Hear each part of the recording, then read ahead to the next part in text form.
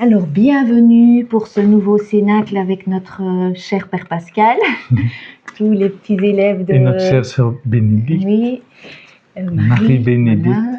Et tous nos petits élèves de l'école de la Source qui sont bien fidèles malgré la chaleur.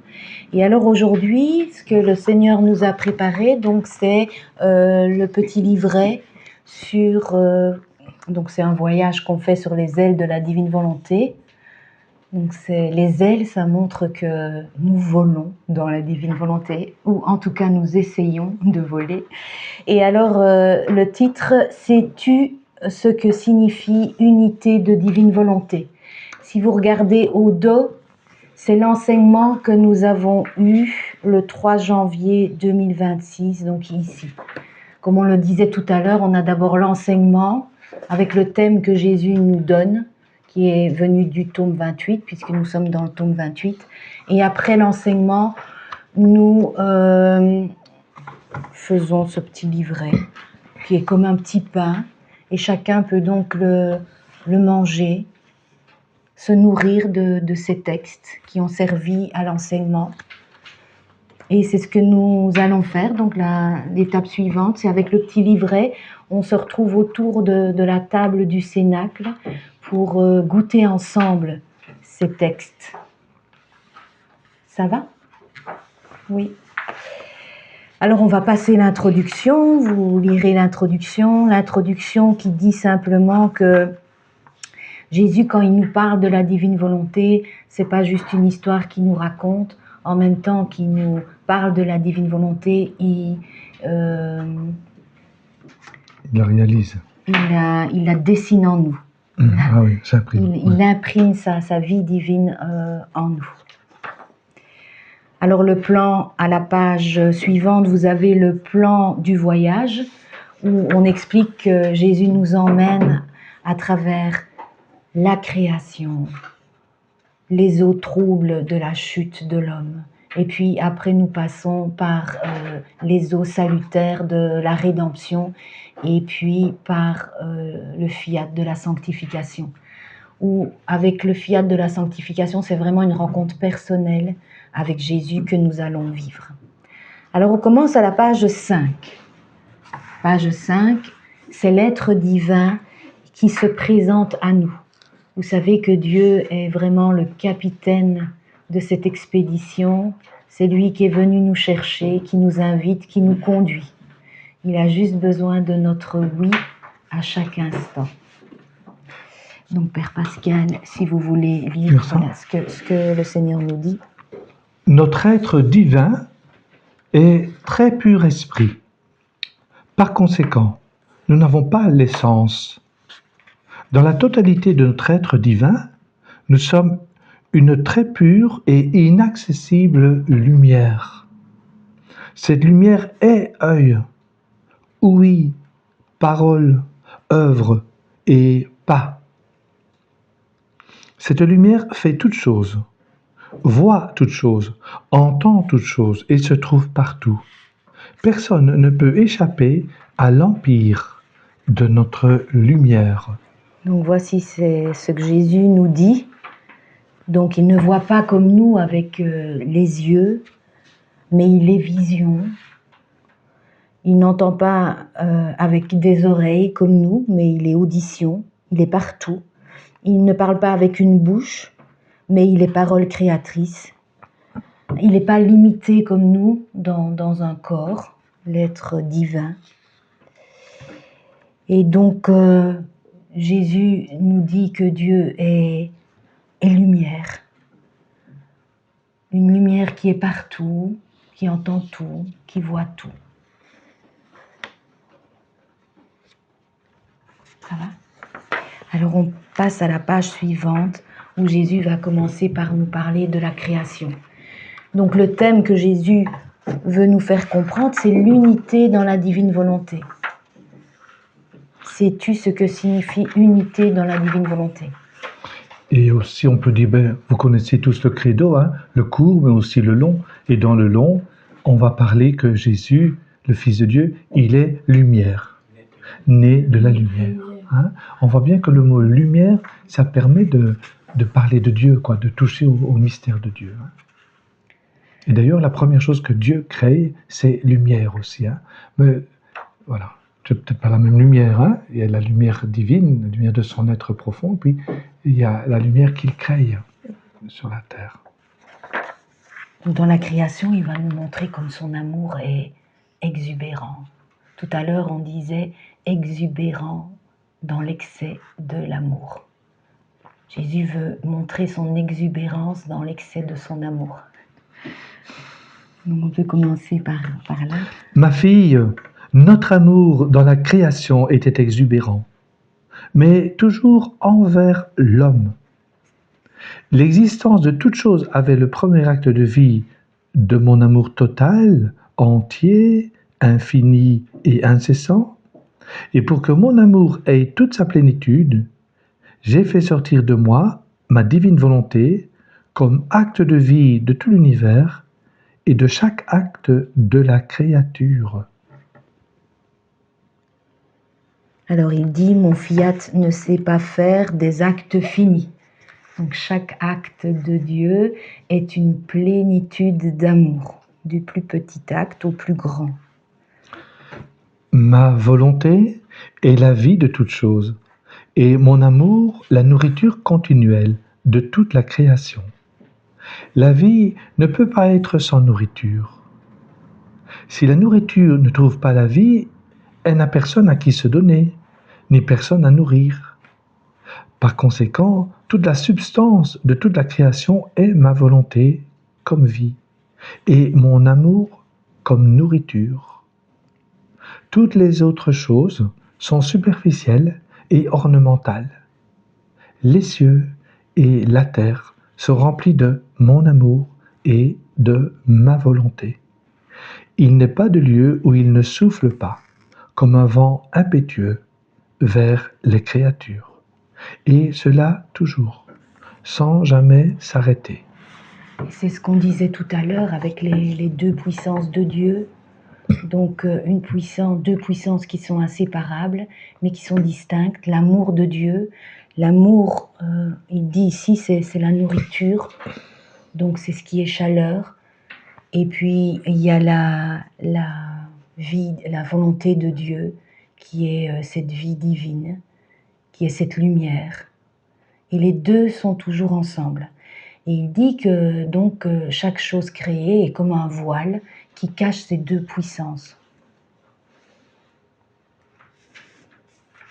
Et si on déchire le voile, par exemple, du soleil, on va trouver, si on déchire le voile des cieux, on va trouver. Plus on se nourrit des connaissances du livre du ciel, plus on va pouvoir déchirer le voile de chaque chose et aller à la rencontre de cet amour divin, qui est pour la créature, c'est ce qu'il dit.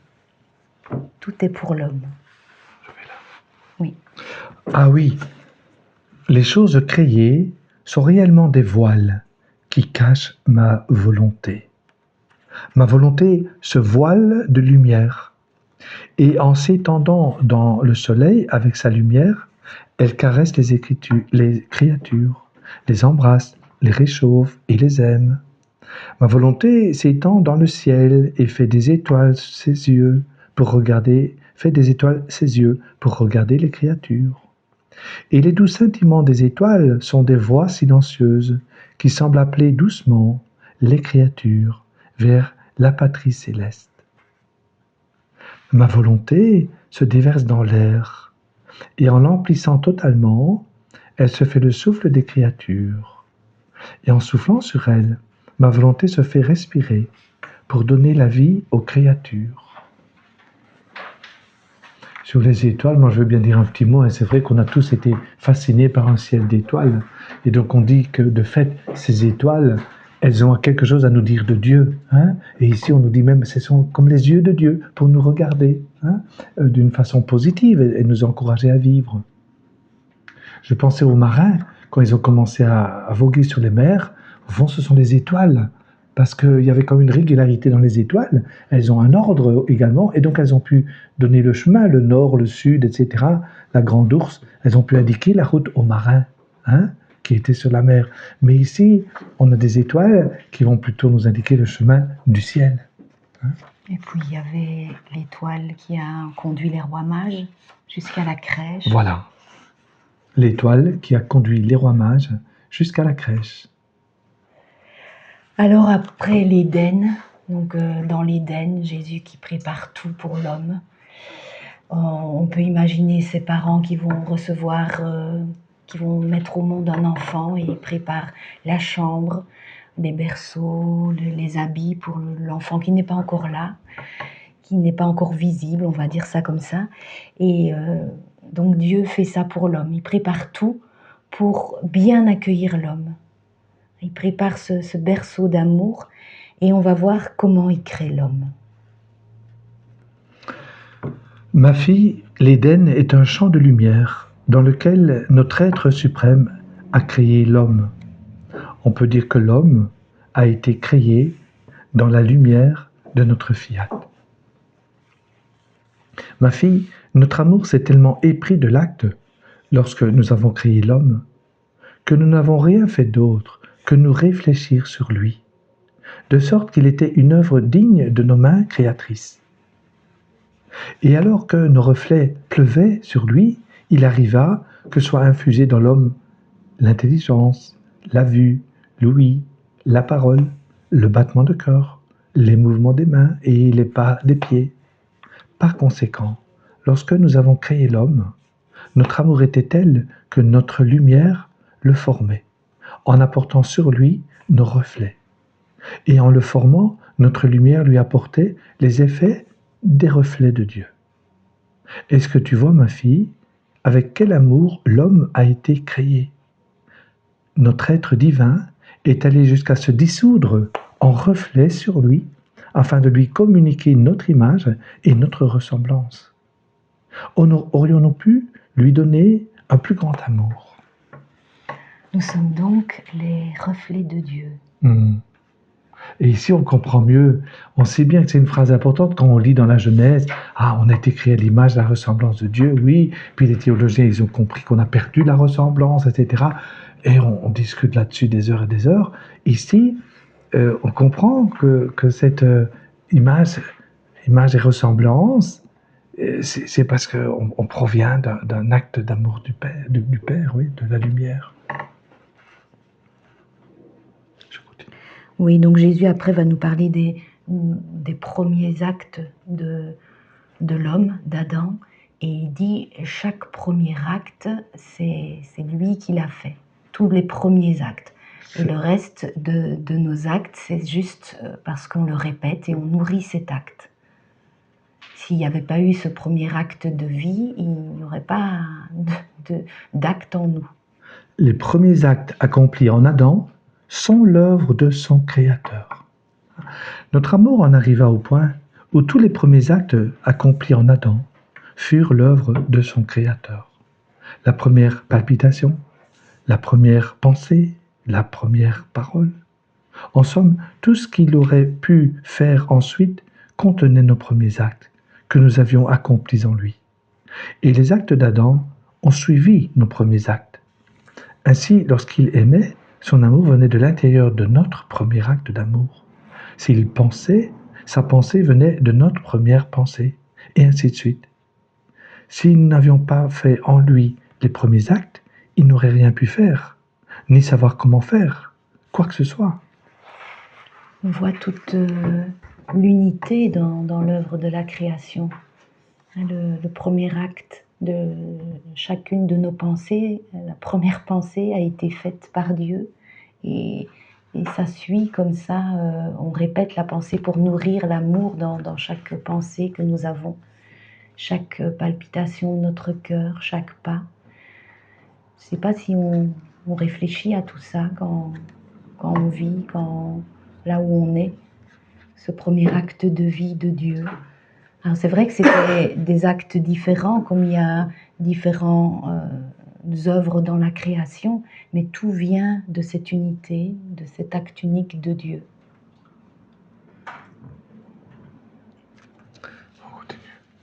Oui. Si la créature pense, ma divine volonté se fait la vie de l'intelligence de la créature. Et mon amour, nourrissant l'intelligence, la développe.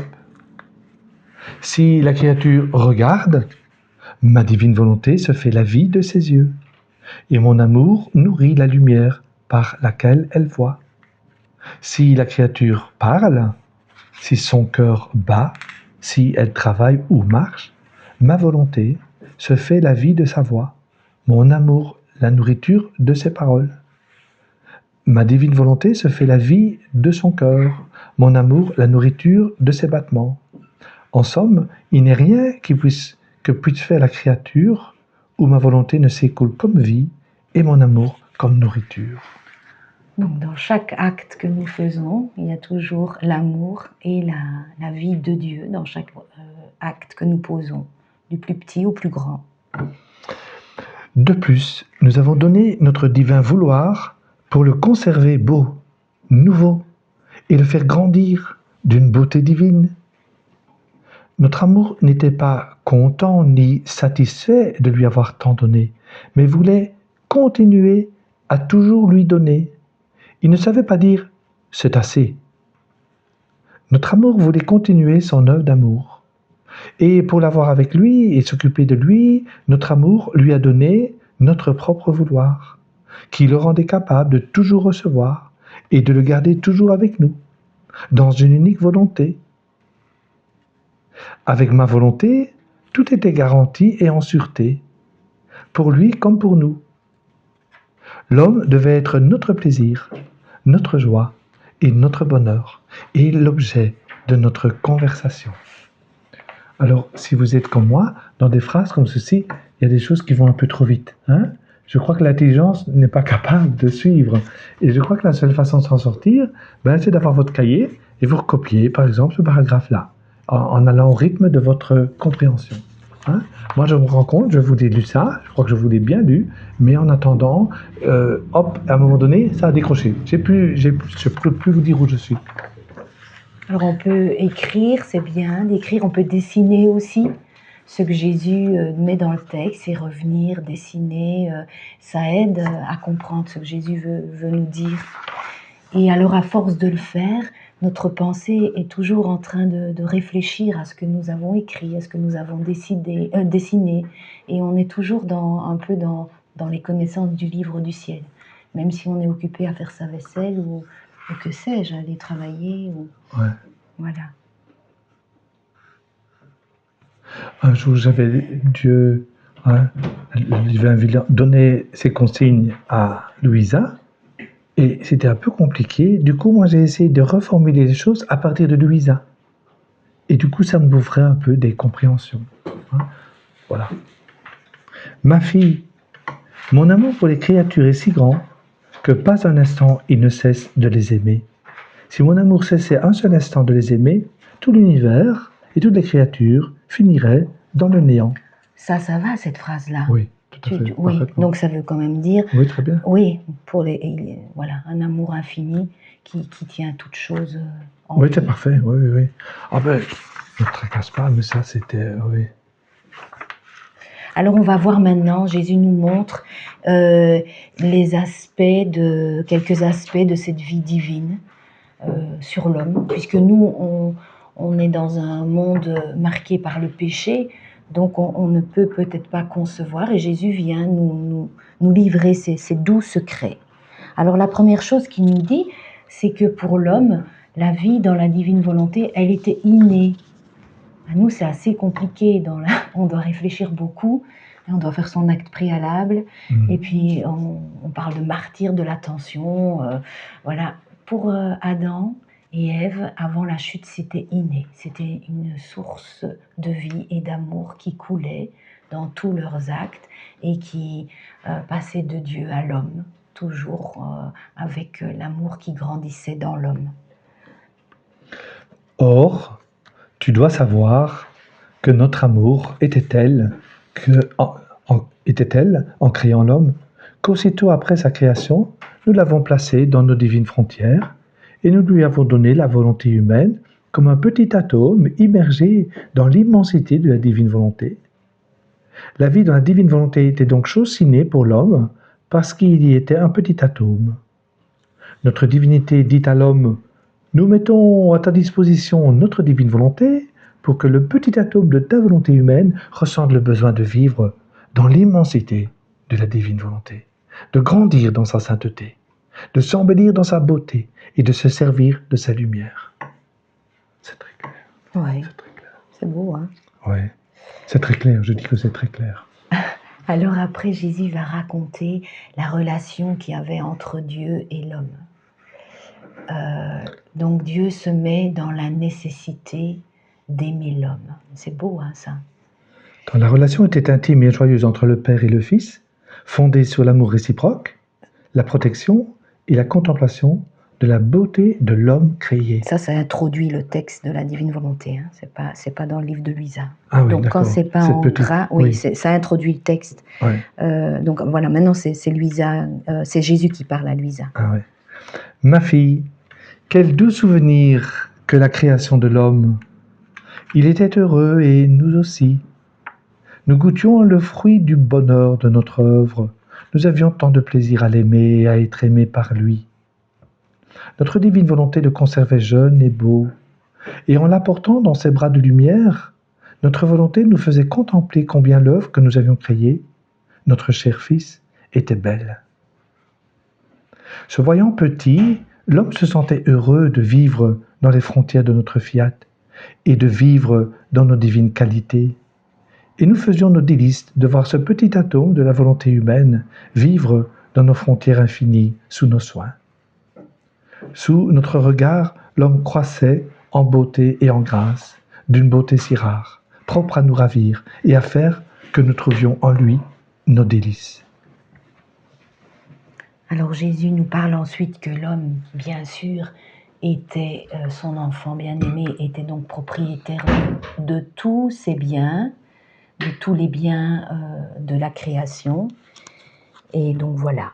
Il était comme un fils dans notre maison, dans nos biens infinis. Et puisqu'il était notre fils, il était aussi le propriétaire. Il aurait été contre la nature de notre amour de ne pas faire de notre fils un propriétaire, lui que nous aimions tant et qui nous aimait. Dans son amour vrai, on ne dit pas « ceci est à moi et ceci est à toi », mais tout est mis en commun.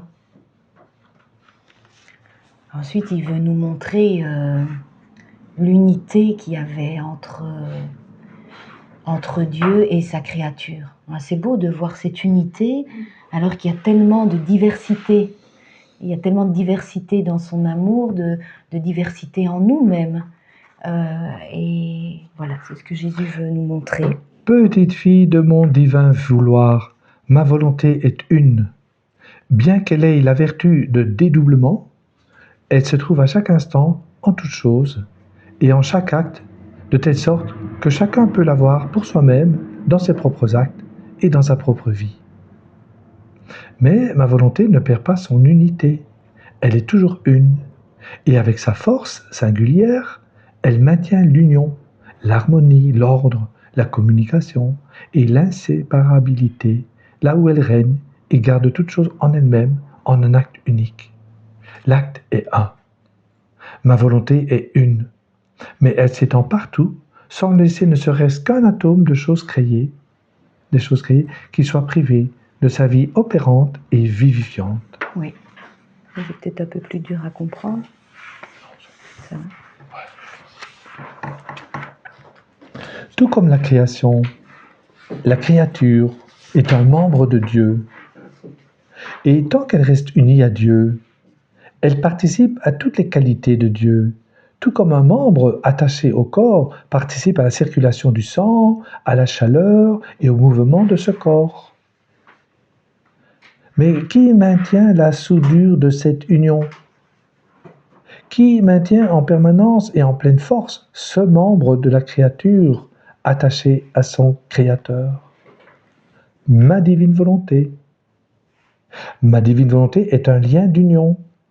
La communication de la chaleur et du mouvement, qui rend sensible en chaque mouvement la vie du Créateur, en plus que le sang, ma divine volonté met en mouvement dans ce membre la sainteté, la force, l'amour et la beauté, bref, toutes les qualités de son Créateur.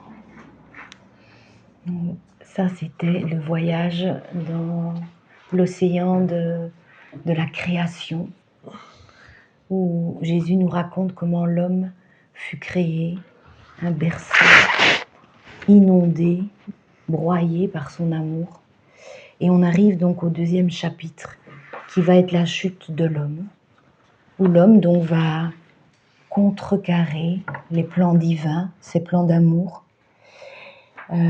Donc Jésus dit que le bonheur de cette relation entre Dieu et l'homme a été de courte durée, elle est brève. Et voilà, on va écouter un peu.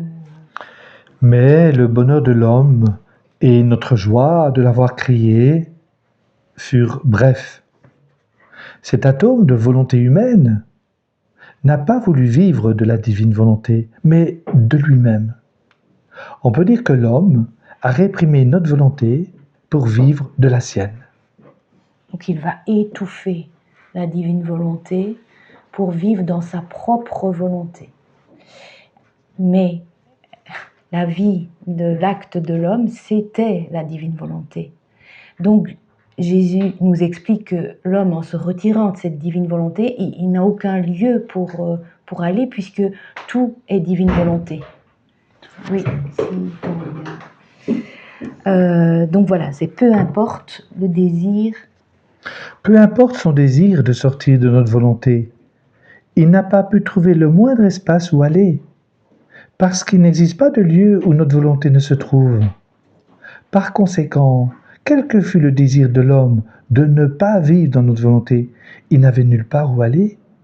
Ainsi, tout en étant dans notre divin fiat, il y vivait comme s'il n'y était pas, et il vivait volontairement de ses misères et de cette ténèbre que lui-même formait. Ça va ? Alors de nouveau, on va voir les conséquences de cette chute de l'homme. Ma fille, en se retirant de ma divine volonté, l'homme donna la mort au bienfait que mon divin fiat avait fait surgir en lui, si mon fiat n'avait pas été rejeté.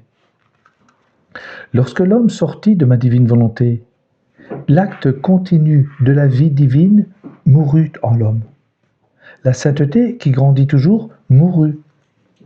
La beauté qui jamais ne cesse, afin de rendre toujours plus beau, mourut elle aussi, ainsi que l'amour inépuisable qui jamais ne dit « c'est assez » et veut toujours donner.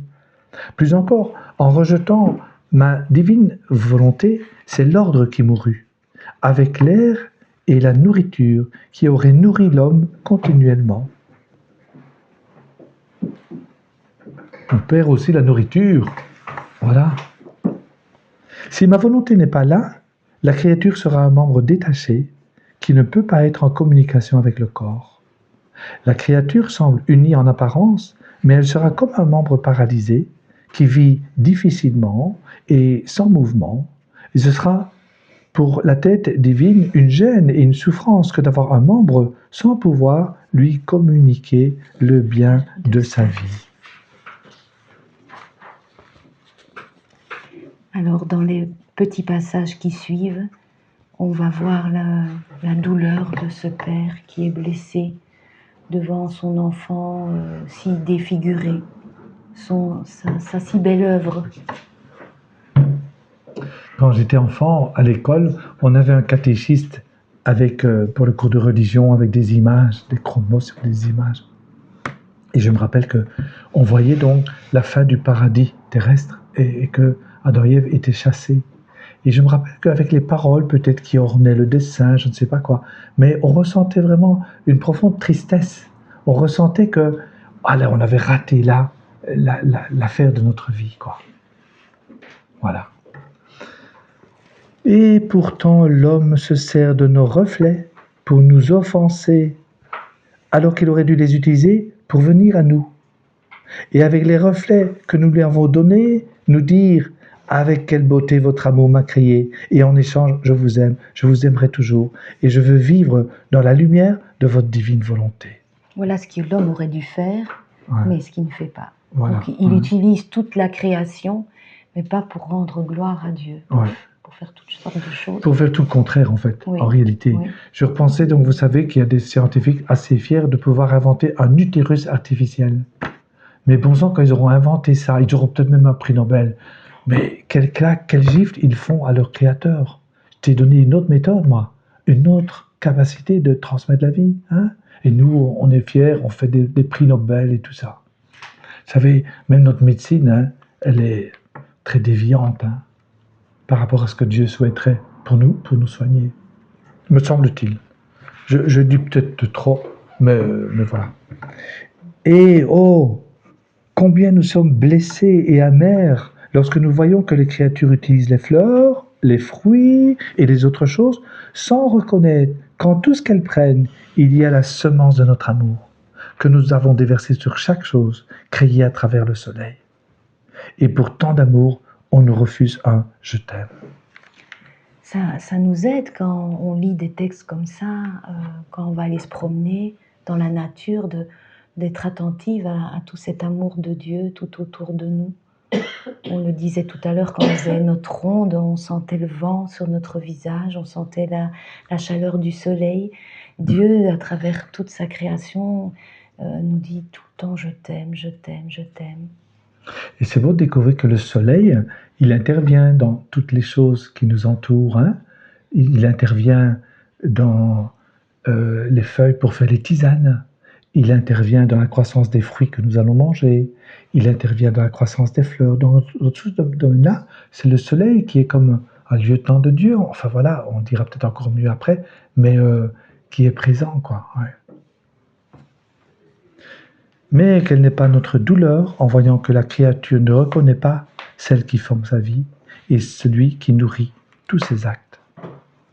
C'est après cela que nous soupirons continuellement, que l'homme cesse de réprimer notre vouloir et réprime plutôt l'atome de sa propre volonté, afin qu'il puisse vivre heureux et sain, et que nous puissions trouver en lui nos délices. Voilà pourquoi il faut renoncer à sa volonté propre chaque matin. Hein? Nous aimons la créature plus qu'un père. Et tout notre bonheur est d'être aimé en retour. Et si la créature ne nous aime pas, notre paternité se changerait en chagrin, si elle le pouvait. Alors après, en dessous du cœur, transpercé par la lance, il y a un passage du tome 24, donc c'est pas le tome 28, où Jésus nous disait que sa part à lui, c'est de nous apporter les connaissances du livre du ciel et de nous parler du mal de la volonté humaine qui n'est pas unie à la divine volonté. On a l'impression des fois qu'on ne fait pas grand-chose de mal comme ça, et si tant que la volonté humaine n'est pas unie en chaque acte à la divine volonté, on est en dehors du plan divin, en dehors de cet amour à profusion divine. Et donc, on peut le lire ensemble, c'est intéressant. Si vous voulez. Sûrement. Donc, c'est Louisa qui dit « Après quoi je me disais, mais quel mal la créature peut-elle faire quand elle fait sa volonté ?» Et Jésus va lui répondre. « Ma fille, ce mal est grand. Ma volonté est lumière alors que la volonté humaine est ténèbres. Ma volonté est sainteté alors que la volonté humaine est péché. Ma volonté est beauté et contient tous les biens alors que la volonté humaine est laideur et contient tous les maux. Par conséquent, en ne faisant pas ma volonté, l'âme fait mourir la lumière et donne la mort à la sainteté, à la beauté et à tous les biens. Et en faisant sa volonté, elle fait surgir les ténèbres et donne vie au péché, à la laideur et à tous les maux. Et pourtant, faire sa propre volonté ne semble rien aux créatures, alors qu'elles se creusent elles-mêmes un abysse de maux qui les conduit au précipice. Or, cela te semble-t-il de peu d'importance, qu'alors que ma volonté leur apporte sa lumière, sa sainteté, sa beauté et tous ses biens, et uniquement parce qu'elle aime ses créatures, elle reçoit l'affront de voir sa lumière, sa sainteté, sa beauté et tous ses biens mourir en elle. Alors après, on arrive au plan du salut, qu'on ne va pas lire ensemble. Je vais juste vous dire les grandes lignes. Donc Jésus dit, pour le plan du salut, il nous fait observer deux choses. Il dit quand il y a eu la mort d'un bien, donc qui est la mort de l'acte unique de Dieu, du premier acte de vie, donc c'est la mort d'un bien, il faut le sacrifice d'une vie pour racheter ce bien. Et il va montrer, comme dans l'Ancien Testament, il y a eu d'abord le sacrifice du fils d'Abraham, et puis le sacrifice de Joseph, même si ça n'a pas été jusqu'au... Si Joseph n'était pas mort pour son père, il était mort, et pour arriver à Jésus. Ça, c'est la première chose. Donc, il a fallu le sacrifice d'une vie, et puis après, Jésus est prisonnier dans les sacrements. Et la deuxième chose que Jésus nous dit, c'est qu'il faut une terre pour mettre le bien. Donc, il faut une terre comme la terre de la Vierge Marie, la terre de Luisa pour le don de la divine volonté, elle est le premier exemplaire.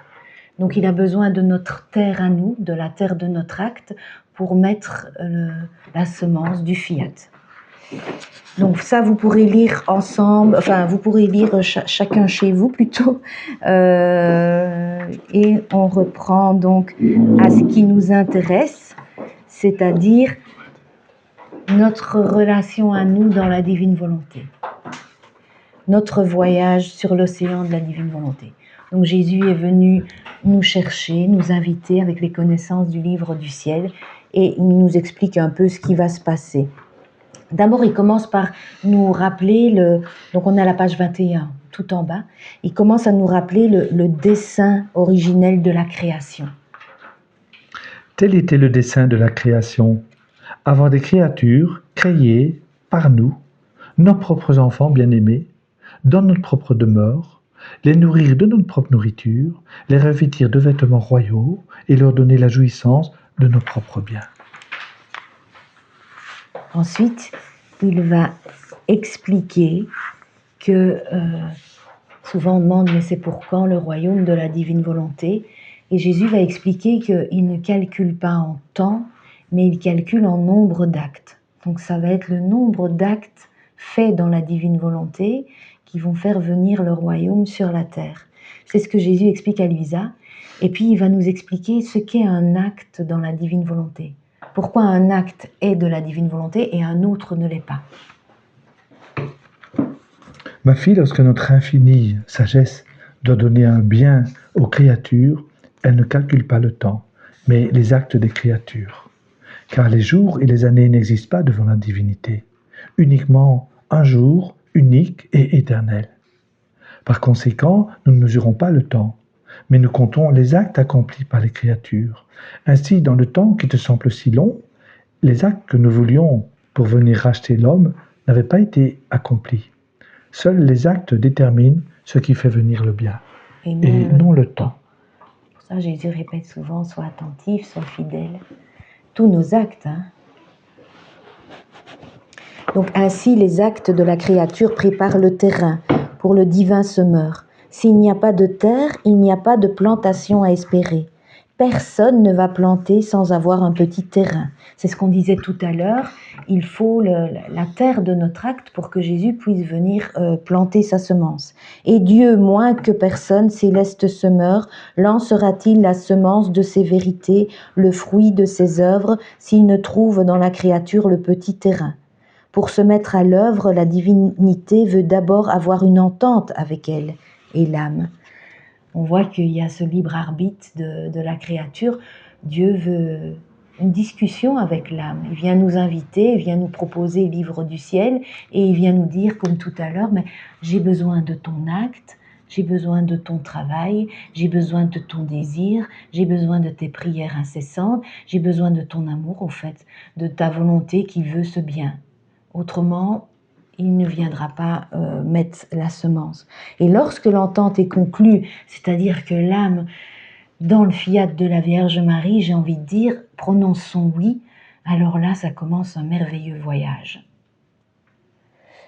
Lorsque l'entente est conclue et que nous voyons que l'âme veut recevoir ce bien, qu'elle nous prie et forme pour nous le terrain où placer ce bien, alors avec amour, nous le donnons. Sinon, ce serait exposer nos œuvres inutilement. Donc Jésus, là maintenant, il va expliquer ce que c'est poser un acte dans la divine volonté. On sait que toutes les créatures font des actes. Le pire mécréant fait des actes aussi. Pourquoi un acte est de la divine volonté et l'autre pas? Et il explique. Ma fille, chacun des actes de la créature possède sa semence selon la façon dont il a été accompli. S'il n'a pas été fait dans mon divin fiat, il ne possède pas la semence de mon fiat. Par conséquent, il ne sera jamais un acte de ma volonté, parce qu'en le faisant, il lui manquait la semence de lumière de ma volonté qui a la vertu de changer l'acte en soleil, puisque la semence de lumière du divin fiat est le premier acte dans l'acte de la créature. Et Jésus continue, il dit, dans les actes des créatures, cela se produit de la façon suivante. Si une personne possède une semence de fleurs et qu'elle la plante, elle aura des fleurs. Si elle plante une semence de fruits, elle aura des fruits. La semence de fleurs ne donnera pas des fruits et celle des fruits ne donnera pas des fleurs, mais chacune donnera selon la nature de la semence. Tels sont les actes des créatures. S'il y avait un bon dessein dans l'acte, une sainte raison pour me plaire et m'aimer, on verra dans chaque acte la semence de bonté et dans l'autre celle de sainteté. La semence pour me plaire, la semence pour m'aimer. Ces semences ne sont pas de la lumière, mais spécifient laquelle sera la fleur, le fruit, une petite plante et laquelle un précieux joyau. Et je ressens l'hommage de la fleur et du fruit, mais non l'hommage qu'un soleil peut me donner. En rassemblant tous ces actes pour les enclore dans mon fiat, ces actes restent ce qu'ils sont, chacun avec la nature que la semence lui a donnée. Et l'on voit que ce sont des actes de la créature, et non les actes que ma divine volonté veut accomplir avec sa semence de lumière en chacun d'eux. La semence de divine volonté n'est pas accordée à l'acte si la créature ne vit pas dans la divine volonté et si la créature n'accorde pas la place d'honneur à la divine volonté dans ses actes. Donc il faut, ce qu'on a vu le matin, toujours dans chaque acte, le désir, la prière, là on donne son acte, il y a tout un travail de la créature. Il y a le divin administrateur d'un côté, l'acte de la créature, et il y a cette fusion entre les deux qui va faire que c'est un acte de divine volonté. Et c'est ce qu'on avait fait, si vous vous rappelez, on avait fait ce fameux théorème de la divine volonté, pour qu'il soit justifié, on avait mis un semeur de lumière, donc l'acte, le fiat, le soleil du fiat, plus l'acte de la créature, donc 1 plus 1, et ça faisait 1, c'est-à-dire la créature est fusionnée à la divine volonté. C'était le théorème de la divine volonté. Et c'est ça la vie dans la divine volonté, le plan de création, le dessein de Dieu. C'est-à-dire que chacun de nos actes soit fait avec la semence du fiat, soit fait avec le soleil du fiat, avec cette lumière qui n'a pas de limite, cet amour qui est sans fin. Autrement, si on veut être bon pour le Seigneur, on va avoir dans notre acte cette petite semence de bonté et ça donnera la bonté, enfin un retour de bonté au Seigneur, mais pas la lumière du fiat. C'est ça qui donnait l'exemple avec la fleur et les plantes. Alors avec cette vie dans la divine volonté, avec ces connaissances qu'il nous envoie, il va complètement guérir notre âme. Il va rendre la vue à notre âme. Il va commencer par nous rendre la vue, ça veut dire que l'âme va voir partout l'amour de Dieu. Là où avant on voyait une fleur, un ciel, on va déchirer le voile du ciel et on va se nourrir de l'amour qui est dans le ciel. On va déchirer le voile de chacune des fleurs, de tout ce qu'on va voir. Et on va se nourrir de cette nourriture divine. Ma fille, toutes les choses créées sont remplies de ma divine volonté qui est restée en elle, non pour nous, car nous n'en avions pas besoin, mais par amour pour les créatures, en se donnant de multiples façons en tout ce que nous avons créé. C'est ce que Jésus disait aussi, quand l'homme a péché, l'acte, Dieu a voulu retirer son acte de la création pour que tout redevienne au néant. Mais comme Jésus s'est présenté comme rédempteur, pour nous sauver, pour venir nous rechercher. Dieu a laissé la création comme elle est, en attendant les petits-enfants de la divine volonté, ceux qui déchireront le voile de tout cet amour qui est caché et qui supplieront cette reine de la divine volonté de venir régner dans chacun de nos actes. Donc il attend ces enfants de lumière avec impatience depuis des 2000 ans. Oui, plus que 2000 ans. Oui, mais depuis que Jésus est venu. Oui, depuis que Jésus est venu, même depuis la chute de l'homme, tout est resté parce que il savait dans son intelligence tout le plan du salut et cette omnipotence de l'amour de Dieu qui nous reprend, nous, la petite fleur qui a été détachée de la divine volonté, et il vient nous rattacher à cette divine volonté pour avoir notre petit amour humain fusionné à l'amour divin.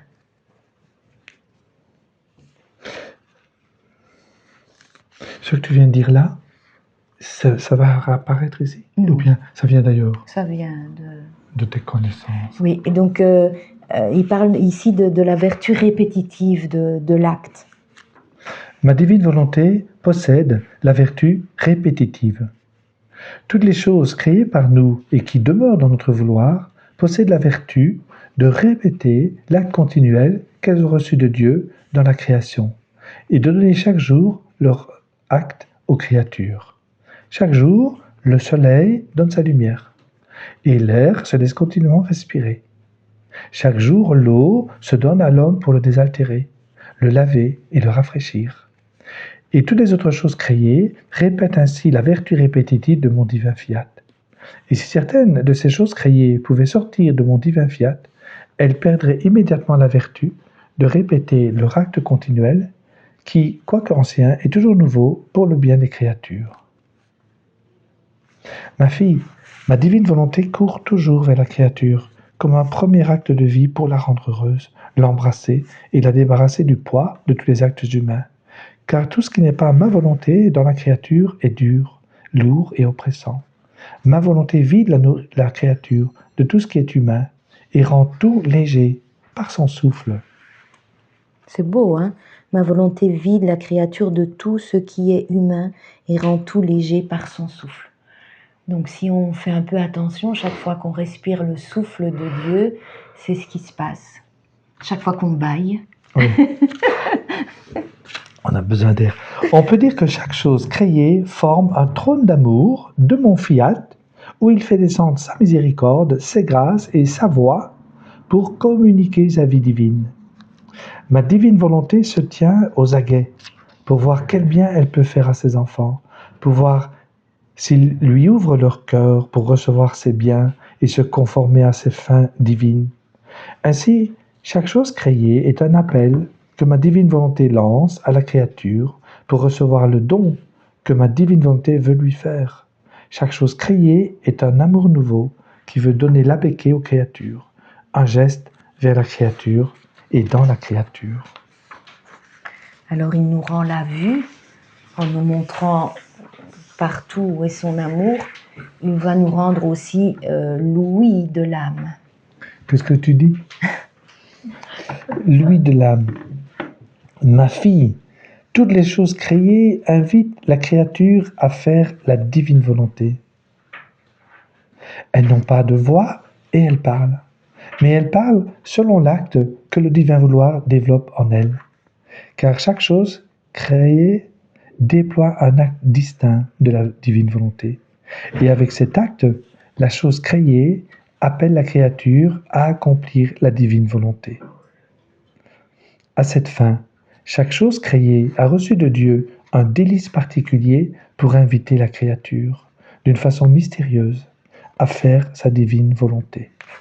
C'est ainsi que l'ordre et l'harmonie entourent la créature, de sorte que le soleil, avec sa lumière et sa chaleur, appelle la créature à accomplir la volonté de son Créateur. Caché sous les voiles de la lumière, mon divin fiat, avec insistance et sans jamais se lasser, appelle la créature à recevoir sa vie, pour qu'elle soit capable de la déployer comme il la déploie dans le soleil.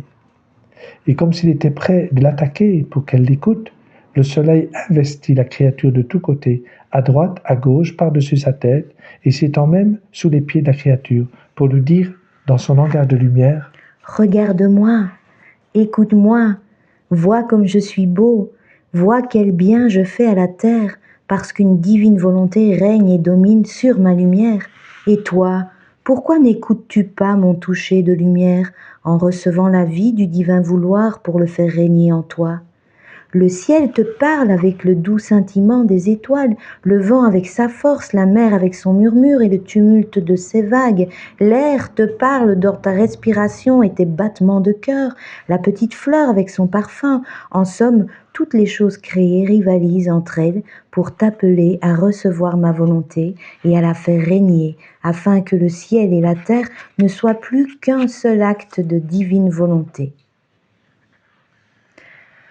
Et Jésus va expliquer dans le passage suivant pourquoi, avec tant d'amour qui est partout autour de nous, l'homme reste aveugle, l'homme reste sourd. Il dit, mais malgré qu'ils soient répandus sans arrêt sur leur tête, nos actes ne sont pas pris par les créatures. Et les créatures ne reçoivent pas le fruit de nos actes continuels. Ne reçoivent le fruit de nos actes continuels que si elles les reconnaissent, les implorent et veulent les recevoir. Sinon, elles ne reçoivent rien. C'est la même chose avec le soleil. Si la créature ne sort pas à l'extérieur pour jouir du bien de sa lumière continuelle, la créature ne reçoit pas tout le bien de sa lumière.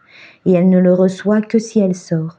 Et si quelqu'un d'autre n'ouvre pas la porte, même si le soleil revêt la terre entière de son acte continuel de lumière, la créature restera dans les ténèbres. Donc l'homme, avec son libre arbitre, va choisir où il va se placer. Soit il reste dans la maison où il est la proie de sa volonté humaine, soit il va sortir à la lumière du soleil. Mais pour sortir à la lumière du soleil, il faut que quelqu'un vienne lui ouvrir la porte. Alors soit il voit la lumière en ouvrant le livre du ciel, soit quelqu'un lui montre cette lumière, mais s'il reste dans sa noirceur, il ne pourra pas vivre de la divine volonté. oh, si elle voulait écouter toutes les voix de la création, des voix muettes, mais bien réelles et toujours présentes. Les créatures laisseraient régner la divine volonté, tout comme elle règne avec un complet triomphe dans tout ce qui a été créé par nous. Donc, est-ce que on continue à lire ou on s'arrête ici? Parce qu'il y a quand même encore... Peut-être prendre à la page 35. Ah oui. Donc après, vous pourrez continuer à lire par vous-même. Donc, on va peut-être juste dire les titres des chapitres. Donc, à la page 28, c'est « Former la vie de la divine volonté dans l'âme ». Jésus qui va expliquer. Il va expliquer que donc les rondes, c'est ce qui nourrit la vie divine. C'est ce qu'on a vu tout à l'heure. Et puis, à la page 31, c'est « Vivre la plénitude de l'amour trinitaire ». C'est des textes qui sont très beaux, vous pourrez aller relire par vous-même. Et puis, alors, à la page 34, Jésus explique « Sais-tu ce que signifie unité de divine volonté ?» Et puis, à la page 35, Jésus dit « Ce que je veux de toi ». C'est que ton souffle, tes battements de cœur et tout ton être ne soit rien d'autre que ma volonté et mon amour. L'amour et la divine volonté réunis forment la plus grande offrande et le plus bel hommage que puisse faire la créature à son Créateur. C'est l'acte qui ressemble le plus à notre acte. Aussi, continuons à toujours nous aimer sans jamais interrompre notre amour. Une divine volonté toujours accomplie et un amour jamais interrompu, voilà la plus grande chose qui puisse exister au ciel et sur la terre, et qui n'appartient qu'à notre être divin et à celle qui s'abandonne à notre volonté. Voilà. Et pour terminer ce petit livret, il y a ce beau texte du tome 13 qui en quelque sorte fait un peu le résumé du petit livret. Donc c'est Luisa qui commence à parler. Je vais vous dire donc c'est le 8 novembre 1921, tome 13. C'est Luisa qui dit « J'étais dans mon état habituel. Mon toujours aimable Jésus me permit de voir qu'il prenait en moi une lumière et l'emportait. J'ai crié « Jésus, que fais-tu? Veux-tu me laisser dans la noirceur ?» Toute douceur, il me dit « Ma fille, ne crains pas. » Tu veux lire ? J'emporte ta petite lumière et je te laisse la mienne. Ta lumière, cette lumière de toi n'est rien d'autre que ta volonté, qui, s'étant mise en présence de ma volonté, en est devenue le reflet. Voilà pourquoi elle est devenue lumière. Je l'emporte pour la montrer partout. Je vais la porter au ciel, comme la plus rare et la plus belle des choses. Voilà ce qu'est la volonté humaine lorsqu'elle est devenue le reflet de la volonté du Créateur.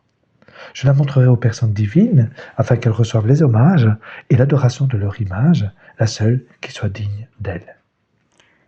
Ensuite, je la montrerai à tous les saints pour qu'eux aussi reçoivent la gloire de ce reflet de la divine volonté dans la volonté humaine. Finalement, je lui ferai traverser toute la terre afin que tous participent à un si grand bien. Pendant que Jésus portait cette petite lumière de ma volonté dans ses mains, je ne sais comment expliquer ce qui est arrivé parce que les mots me manquent.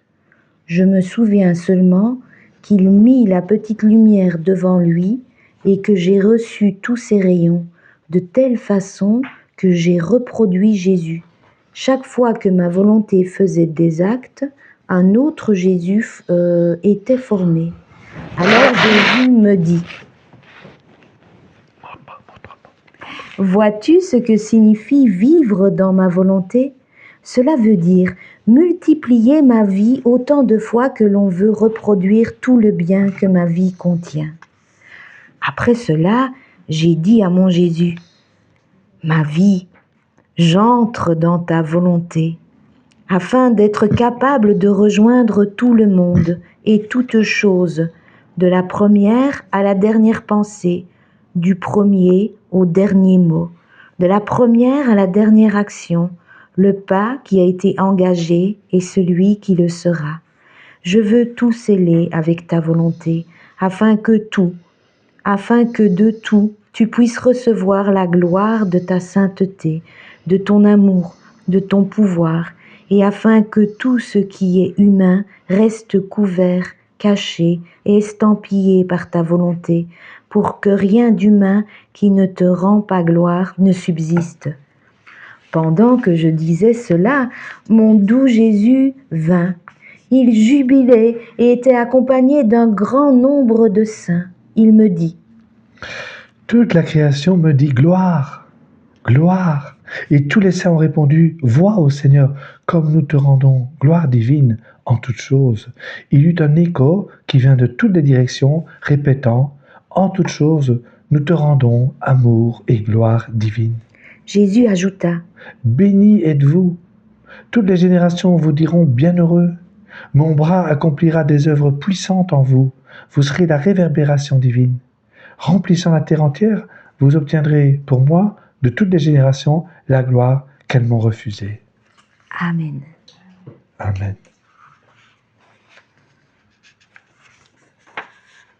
Voilà, et on termine le petit livret juste en dessous avec des remerciements pour Jésus, en te remerciant pour ton amour continuel et pour la vie que tu nous donnes à chaque instant. Voici notre petite ronde en retour d'amour.